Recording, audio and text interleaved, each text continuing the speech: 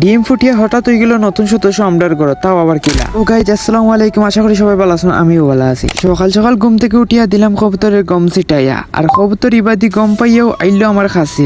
অনেকদিন পরে কবুতরের দেখলাম, আসলে কবুতরের দেখাও পড়ে না। দুই দিনে আইলাম তারারে দেখাত, আসলে খাজে আর খামে থাকি, যার কারণে তারারে আর দেখা হয় না।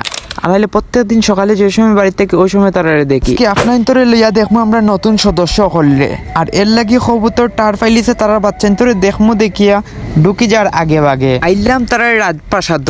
মাশাল্লাহ, এইদিকে তো আমার কবুতরের বাচ্চা একটা তুলি লিছে অলরেডি। আসলে 2-3 দিন ওর সম্ভবত এর মধ্যে ডিম লইয়া কইলাম ডিম ফালাই, কারণ ডিম থাকলে তারা সমস্যা হইব, কুচা টুচা খাইব। ইবাইদি রানী মনে মল্লিকা আমার উপরে খুবই রাগ করা, সম্ভবত তাই ডিমও আসন, যার কারণে ভিডিও করলাম যে তাই নোর ডিস্টার্ব। মাশাল্লাহ, অলরেডি তাই 2টা পাত্তর ফাড়িয়া আসছেন। এখন দেখি আমার সকিনা কিতা খরা, সকিনার বাচ্চা তো দেখি বাক্কা বড় বড় হয়ে গেছেন। মাশাল্লাহ, কবুতরের প্রতি আমার ভালোবাসা যে আপনার তোরে বুঝাইতে পারতাম না।